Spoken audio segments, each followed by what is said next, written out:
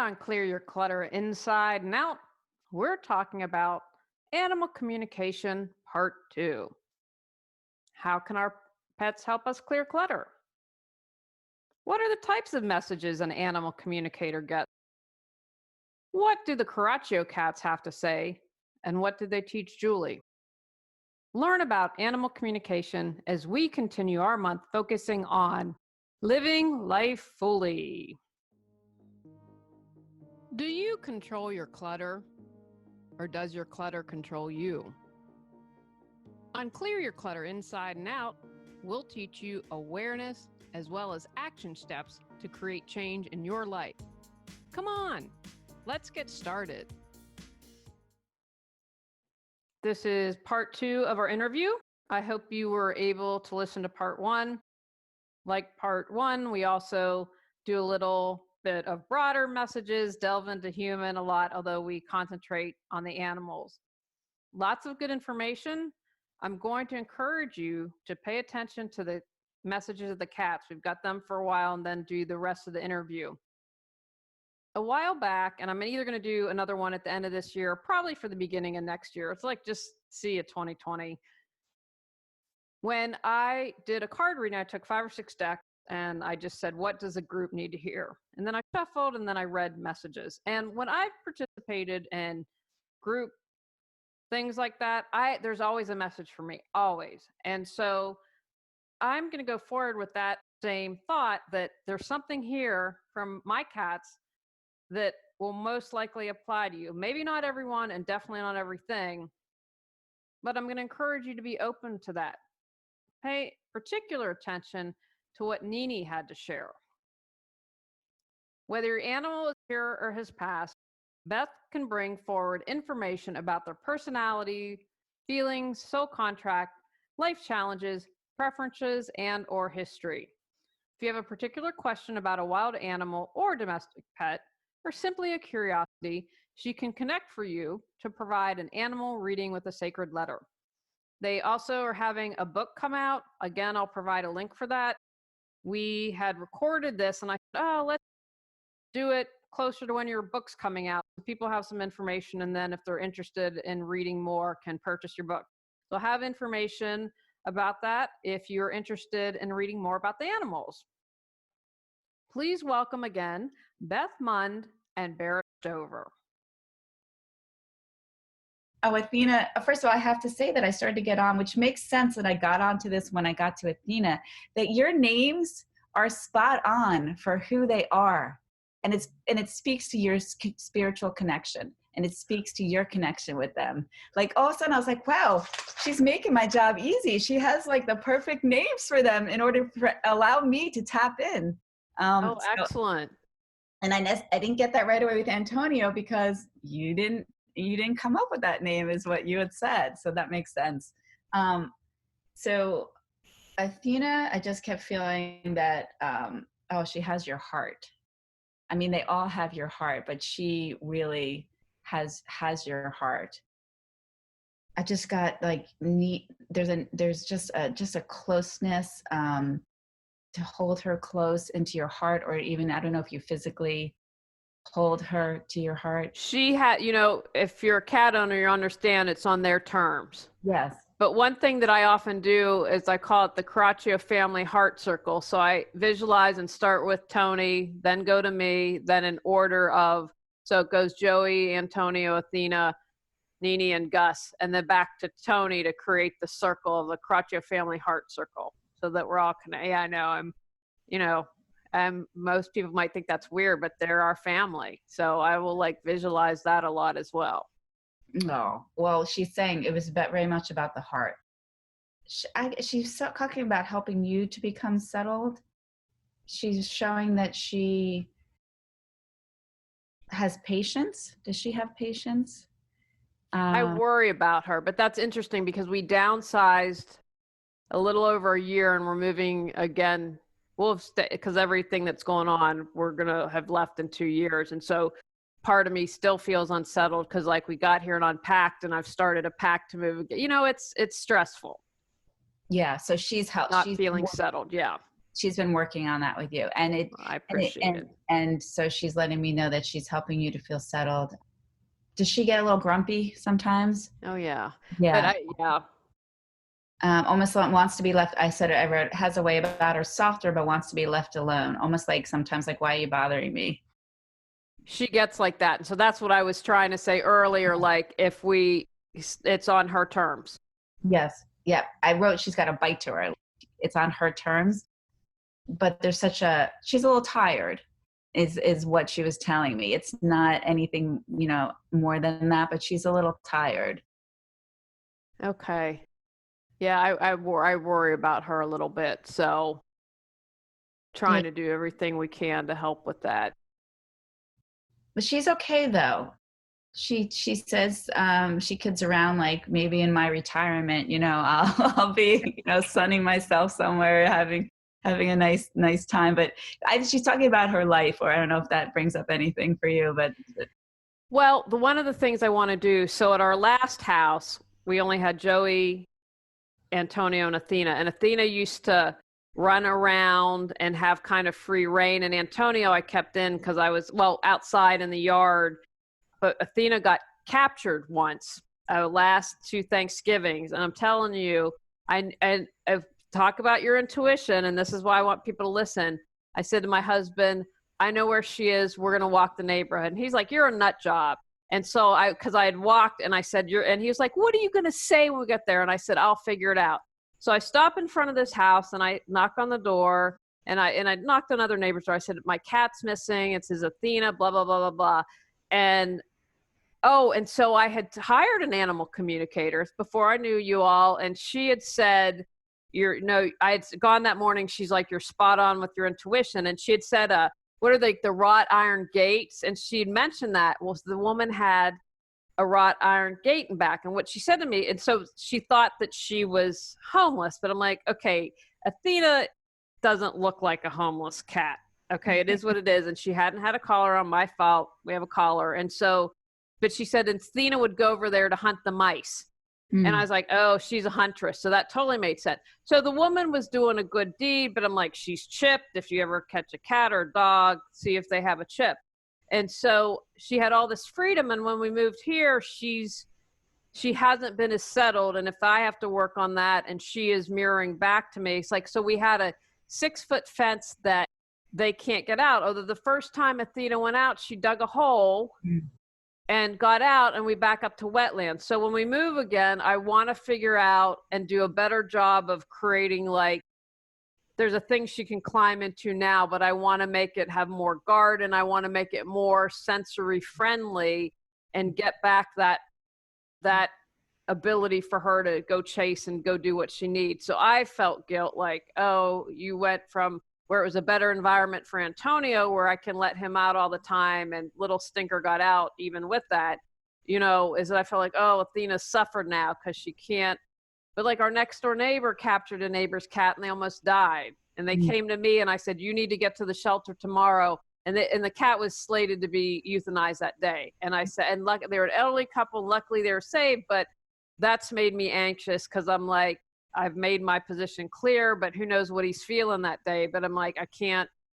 So all of that it's all of that's playing into everything. Yeah, 100%. So she sees as whatever home you're going to be going to is going to be her retirement.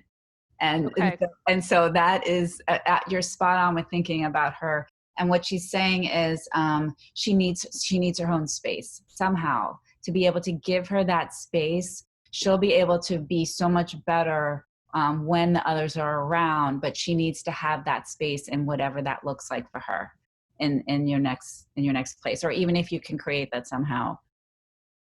I'll figure out how to create it now. She has one cat. The problem is, and we'll get to them, the 2 babies are kitties.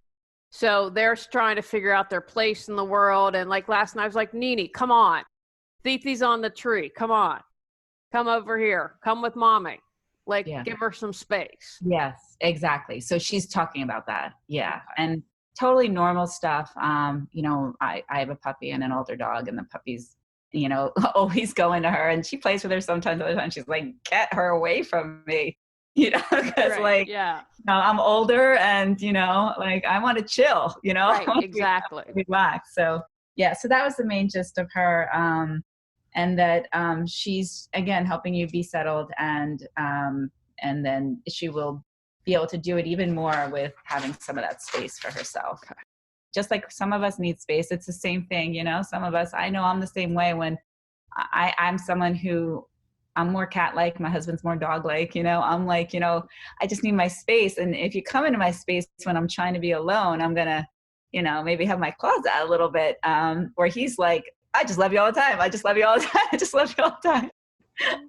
I'll do that because like Joey has a special cave-like thing that he loves, and he has a space in the closet that for the most part they leave alone. Maybe that's what I need for her, is to create. I'll think on it. I'll ask her to keep send me some pictures. We'll find something, but that's And good just to let her know this is temporary, and I'll work it more later, but just to give you some temporary space so you can chill and I know you won't be bothered. Would be great for her. So or Augustus, he was talking about music. Do you play music? Do you like music? Does someone in your house like music? Is there something related to that? I've been wanting to listen to music more, but also the other thing is I have on my desktop, it's called Music for Cats, which is specific music that a man created, whether it's energetic, Viber, whatever, that's like instrumental stuff that's specific for cats.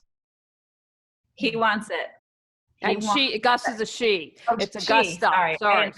I'm horrible with she's. I do that all the time. So she wants music.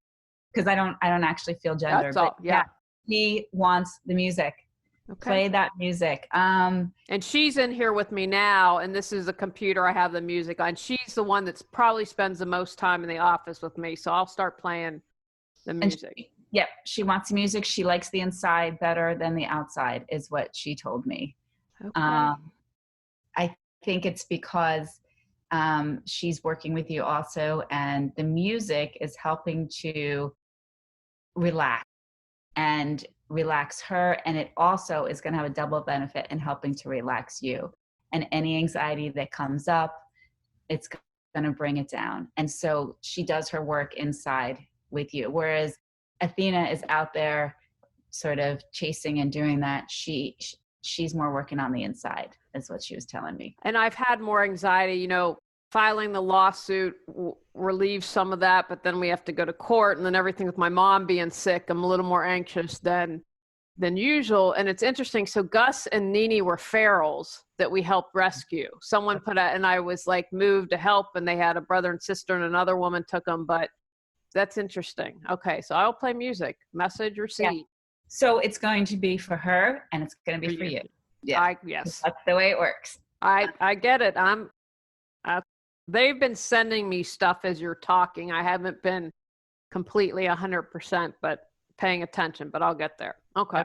No, that's okay. And it happens also when we're involved in our life. And I do that to my dogs, and I'm an animal communicator, and my dog will come up to me like, are you going to listen to me and get this little one like away from me? Like, I need to go into the room by myself.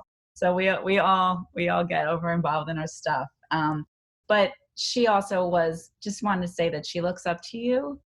She made it a point to say that she looks up to you, and that she, there's I don't know if you're going to see it now or later, but there is a maturity about her, and she's an observer, and she's very aware of all of what's going on.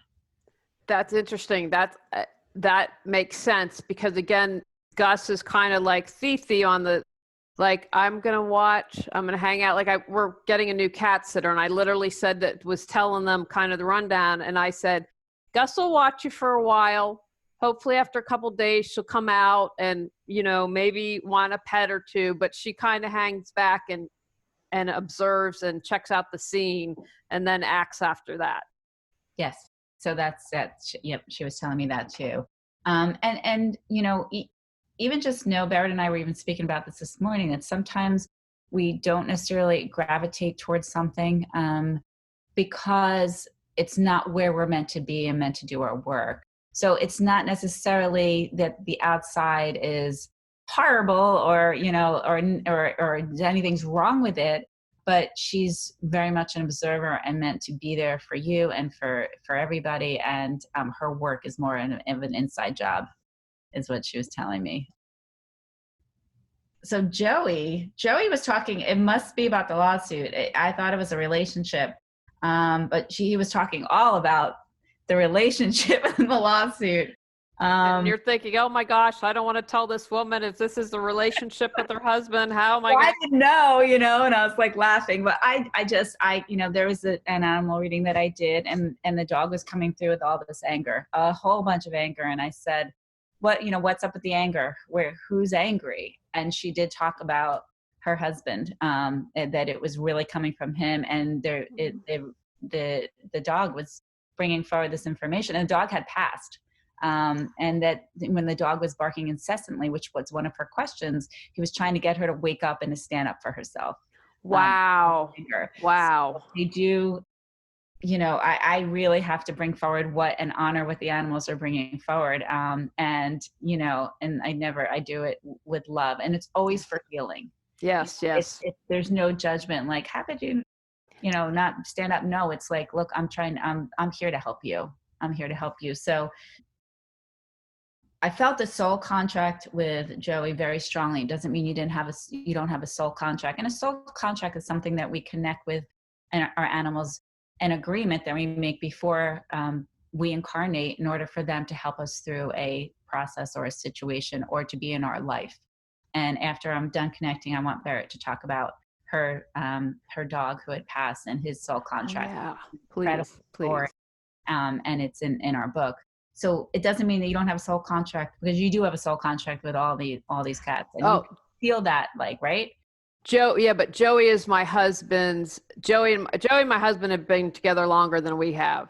So Joey's like 16 now, and he is Tony. He's their best buds. It's very dog-like in that sense to me. Loves my husband. When I went up to care for my mom, thinking that'll be all right. Joey will sleep in my place, so he'll be happy. He won't be there. Like, he'll have enough room on the bed. So, but they are super tight. Yep. Okay. So that's why that was coming through. And he's just talking about was there any money involved? Is there any money involved? We lost money. So basically what happened is we wanted to put solar panels on our house. This is a huge deal because it's not just with us. So anyway, the board changed the rules in the middle of the game. Like, that's what I was saying. Like, the other night, my grandmother pointed to me. It said at our meeting, they said that they can supersede state law.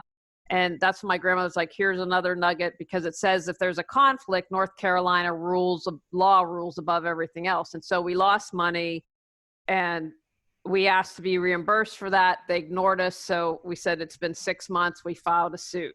And then they retaliated against us in a couple ways. So I think my husband handles it better than I do, but it's just and then they did it to another family, and another family came over to talk to us. So it's just, and if we hadn't the irony of it is everything they put us through, if they hadn't have done that, we wouldn't have taken the time to research and learn. But, we had to put a deposit down to get the material they wanted. Because we canceled, they kept dragging their feet. We lost the money because the company said, we're going to take some of our deposit. And we were like, that's fair. What the company does on the up and up. But it was just, to me, it's like, you talk about the animals. Well, Gaia, to me, Mother Earth is a living, breathing thing. And Corona has gotten us to stop some pollution. Like, I'm taking a plant medicine class because I've always felt this connection to the earth. So for me, it's not just about us and losing money. It's the other neighbors that didn't get solar. We live in North Carolina, where the governor wants to have sustainable energy. It's about, my goal really is, because it's just not the lawsuit. I'm contacting the governor. I'm contacting state legislatures, because they're trying to put a bill through basically that prevents HOAs from preventing people from getting solar. So to me, this is not just about us. Yes, we lost money, but there's a larger picture here. Yes, absolutely. So he's talking all about that. And also, again, he's honoring the work you're doing. He is honoring all of this. And And that's the strength of the soul contract that I felt. And he's just connecting with this. He's called fighting a secret war. And that's the words that he used. And again, I wasn't sure at the time, but now it all makes sense what he was talking about. And it's hard and it can cause pain. And he's talking about the money, but he is just very aware of it, and he's feeling some of the anxiety, but he's transmuting it. He's helping to transmute it. Yeah. Good. Yeah. He's not feeling it in a negative way. He's Good. He's just kept saying, like, I honor your secret war. Don't get crazy, meaning like, always put in perspective, always remember what you're doing. So I've done a fairly good job of that. Yeah, exactly. Exactly. But I do have moments when I'm like, I want to stick it to him. Yeah. But you'll bring yourself back, right? Yeah. And we all do that. We get riled up and we can't help it, and we get defensive and we get emotional. And that's what he was saying too. But we're human. Allow yourself that humanness, and it matters that we bring ourselves back and go, oh, yeah, I saw what I just did. That's what he's saying, which we all do. We all do that. So Nini, is that what you call? Yeah. So and Nina is her name, and Nini is the nickname, and they really are just Nini and Gus now. Okay. I'll just read a little bit of what she said. She wrote immediately, I'm proud of who you are. She wants to remind you that you are perfect and brave. She said she's not scared. She's a thinker. She wants to avoid conflict, wants to know what's around the corner, does not want to get mixed up in any nonsense, likes to have a clean reputation, likes it that way. Even walk around a little bit quietly on tiptoes because it's easier this way. She's not a fighter. She was saying, and I don't know if this is about her, about you, or it's a little bit of both, but she's saying, I may be a little bruised, but I am brave, and this is me. Like, this is me, and I'm proud of who I am. And that's the message for you. Well, that might be for both of us about weight, because we're working on Nini. I've had all the blood tests done. So now we have to put the dry bowl up at night, and I might have to try hydrolyzed food. So I'm concerned about her weight. I'm concerned about my weight and have tried to make that a priority. But that, I know, for me is definitely an important personal message, because that's something I've struggled with on and off. Like, oh, but if I'm heavier, I'm not good enough. It affects who I am. So that makes sense for me. That's it. Like, she didn't mention weight, but that is huge in her message. Like, no apologies. She kept saying, no apologies. This is who I am. Love me for who I am. And that's her message for you. And I guess, and then for herself. Yeah, like, it's okay. We all been through so much in life, and it doesn't matter. And just, to love yourself for who you are. And that, so I understand the thinking when she was talking about being a thinker. We can go to our head so often in order to protect our heart. So what she's saying is, it's okay to feel that pain. It's okay to open up to who we are, and to feel that worthiness. And it just brings us first full circle back to what we were talking about, to feel that worthiness for who we are and to love ourselves. And if we're meant to lose weight for a health reason or not, that's okay, but not to do it because of unworthiness. And that's her beautiful message for you. You were spot on with everything. That was incredible. Just so you know, and you nailed them and their personalities and everything, and picking up everything that's going on in the house. And I'm relieved to know that that's always was a fear of mine, that if they were helping with my anxiety, that they'd take it on. That's always a concern. So that makes me like, okay. No, and they are, like we talked about, having their roles, like they're here for this. And it's the one point I wanted to make before I'm going to turn over to Barrett. They're here for their own, they have their roles. They're here for what? I'm sorry, they're contacting me. And sometimes when they're contacting me, I can't keep track of what I was saying as myself, but they're reaffirming this, and that they've all agreed to this, and they're okay. This is what they want to say. So they keep pulling it away. Okay. Sorry. That's right. So, okay. So they don't get into their heads like we are. So there's no suffering.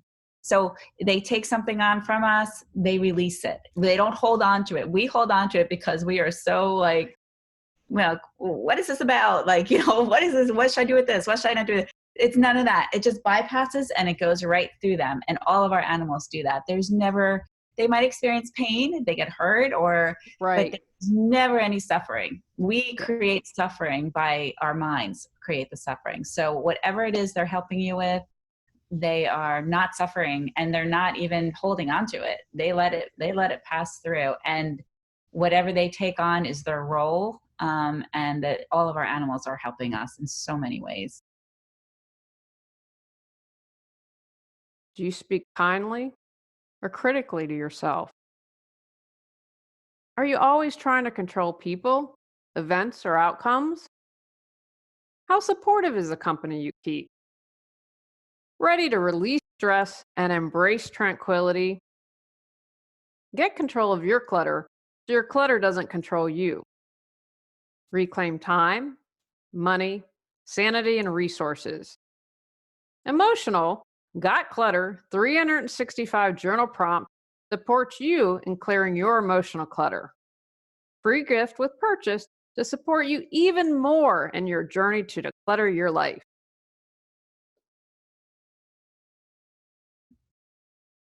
Great, wonderful. So Barrett, we want to hear your story. Oh my gosh. First of all, Beth, that was absolutely profound and remarkable. And so what I was just getting exactly what you were just saying about the transmuting that, but I was hearing like 9 lives, right? So it goes back to, okay, like Beth was saying earlier, we made a choice or we feel, guilty or we we don't feel like we are our best self or something. Well, okay, you've 9 lives. Choose differently, right? That's what they're saying. Like, don't get stuck at it. You just choose it again. And cats have so many lives that pass that one off, and I choose something differently. The other thing that I was getting when you were talking about how you go around the circle, but they're showing me that they are your 5 points of the star.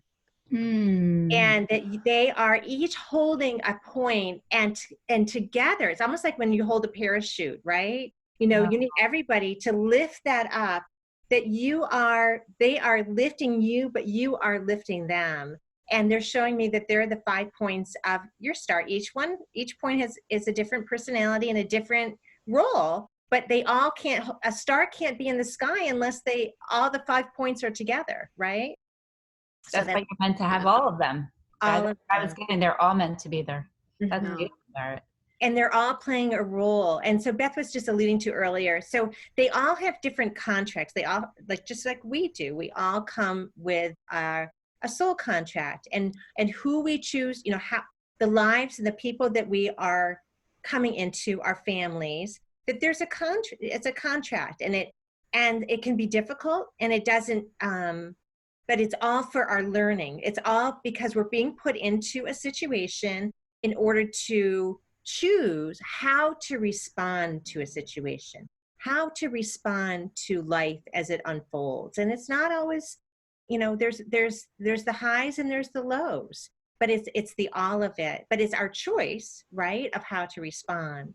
So I just share you a quick story that I never grew up with a dog or because we had gerbils and but anyway, but nothing like a cat and a dog. But I had neighborhood cats and dogs, and I have twins, and I have a daughter who's been wanting a dog. So we ended up getting a dog, and her name was Summer. She was a little golden retriever, and actually got her. I think if I think of the timing, so I have multiple sclerosis. I shut down in 2010 with MS, and for like 3 months, I really couldn't walk. I was a wall hugger for a while just to get my stability. I had to use walls and people. And so Summer helped me to walk again. Wow. But what sort of came through later, like I'm kind of jumping around here, but Summer had a contract with me, but she also had a contract with my daughter. And it came through more clearly in her letter that she channeled through Beth when she was living. So Beth and I were out walking, and she connected with Beth, and was talking to Beth and was talking about her soul contract, but her soul contract specifically with my daughter.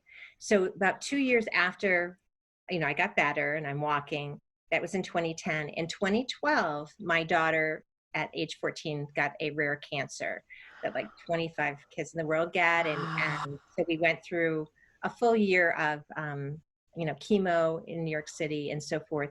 And Summer was speaking to her soul contract with Sarah of absorbing her cancer. So what's really remarkable is it's a rare cancer. It's a cancer you get when you're 65 or older, not when you're 14. And that's why there's so few children that have it. But Summer spoke through Beth about her taking on, this is part of her soul contract with Sarah, is to take on her cancer. So Summer did pass at age 7 with cancer. And I don't know, Beth, you can talk more about it, but it was really that speaking to, we have a soul contract for transmuting energies, but we also have bigger contracts that we had a role to play, and we knew this coming in.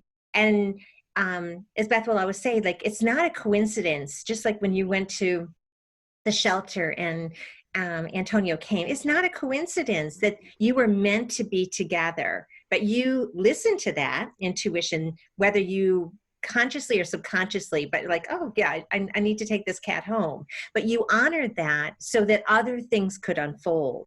And it's when we honor what we're feeling, even if we don't understand out, because there's so much beyond our understanding, but we're honoring it, it allows things to unfold. And it allows our soul's journey to almost be aligned with the way it's supposed to be. Like Summer spoke in her letter before she passed. It's one of the few letters in our first book, Living Beyond Fear, Sacred Letters, from the afterlife, where she was still living. But she's, even on the other side, she still continues to be in touch. And I feel her. I feel her when I'm out walking, and Beth, connects with her and hears, her conversations. And I do believe another letter is to come from her speaking on the other side. But there's such a bigger picture, and it's part of that soul's journey. I got chills when you were talking about Summer dying of cancer and absorbing that and taking that from your daughter. That's just wow. And that was decided before the Summer was incarnated. That was all decided with Sarah before the two of them on the other side, which is incredible. What tips would you give for people who want to start to communicate with their animals? What would you say to them? The first thing I would say is observe. Start observing their behaviors. Start using your natural instincts and natural awareness, just like we do with people. Like, for instance, when I was giving you that example of my dogs who were riling up.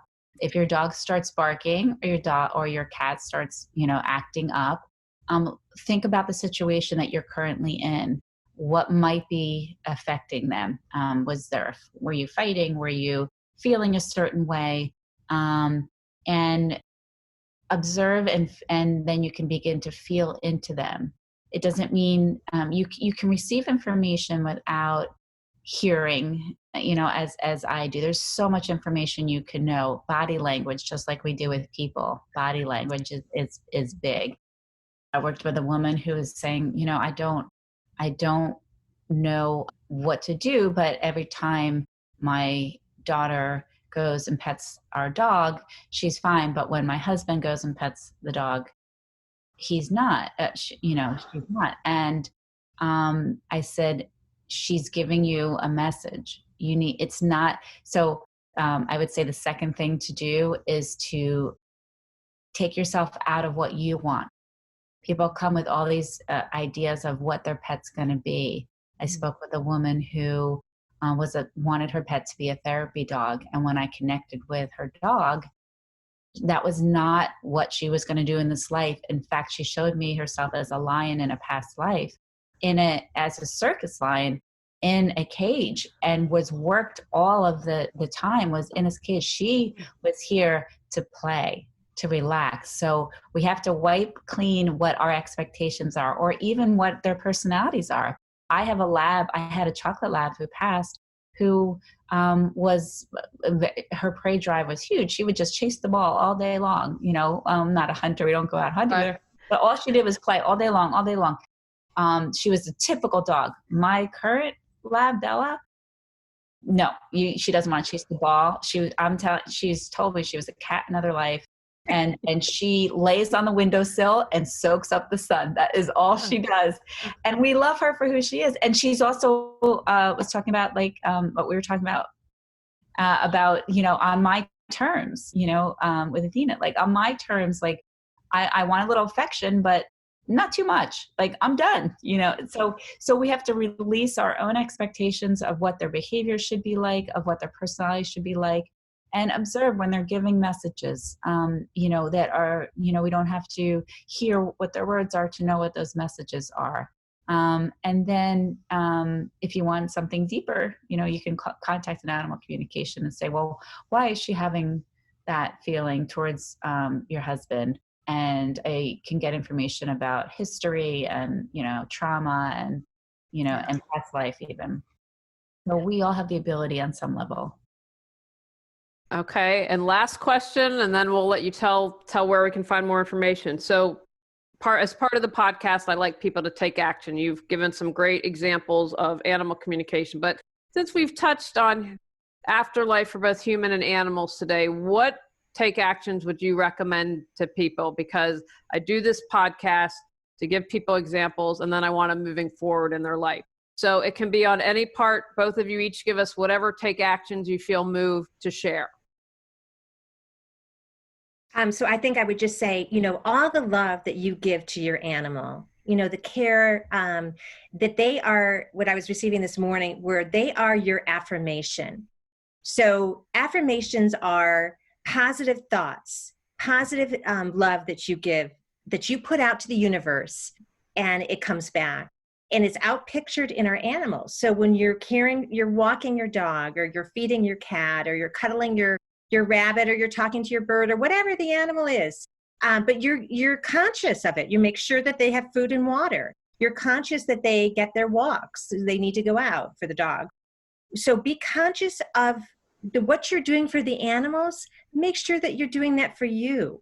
The love that you're giving to the animals, that unconditional love, and that they're unconditional, let that radiate back to you, and treat yourself like how you treat your animals. Be gentle, be loving, know that you are worthy, know that you are absolutely magnificent, that you are needed, you matter, you so matter. We so need everyone. Right now, more than ever, we need everyone fully expressing who they are, with all of it, all the fullness of the quirkiness, the joys, the silliness, and also to remember to play. Animals, just remember to take a deep breath and to play and to just find the joy in life. It's beautiful. I would second that, and I would just add that open up your mind that this is possible. Action. The first step would be to just ask yourself a question. I'm very, very big on questions, and spirit always comes to me in questions to get me to open up my mind, is to ask the question, what if this is possible? What if our animals are spiritual? What if they can communicate with us? What if I can communicate with my animals? What would that look like? How could I do that? And that will start the process going. And just open up your awareness, as Barrett was saying, open up your awareness when you're with your animals to a higher, a bigger picture, more awareness. If they could take something away from this podcast, it would be that, just to perhaps, open up the door, even if it's a crack, to a whole nother world that's going on out there that we're not even aware of most of the time. Beautiful. Fantastic on both parts. Now tell people, I will also include on YouTube and the podcast links, but tell people about the book, where they can get it, and your website, or whatever else you'd like to share. I'll let you do that, Barrett, but I just want to say we're coming out with a book, an animal book, and it's going to be coming out hopefully sometime in the fall.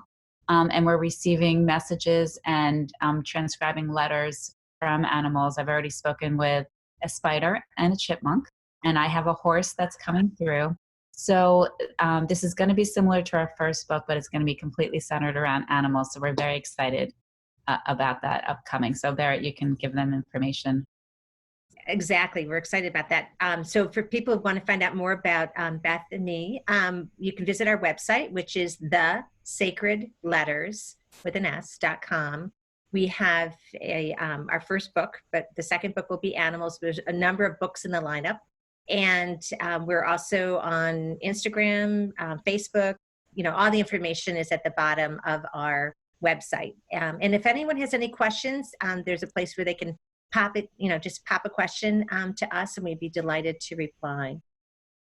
Oh, awesome. This was great. I thank you all for taking the time. This was a wonderful interview on so many levels, and I know my listeners and viewers are going to get a lot out of it. So thank you. Thank you. And thank you for sharing your beautiful cats. Wonderful. Thank you, Julie. Take actions from today's podcast. Be open to hearing from your animals. Be curious about messages from wildlife. Accept your animals as they are. Recognize animals have feelings and thoughts. Consider how you can support both domestic and wild animals. On our next episode, we're talking about you like me, you really like me. Go out, clear your clutter to create the life you choose, deserve, and desire. When you clear your clutter, you can share your gifts with the world. Sign up for our free newsletter at reawakenyourbrilliance.com. If you've enjoyed Clear Your Clutter Inside and Out, please rate, review, and share us.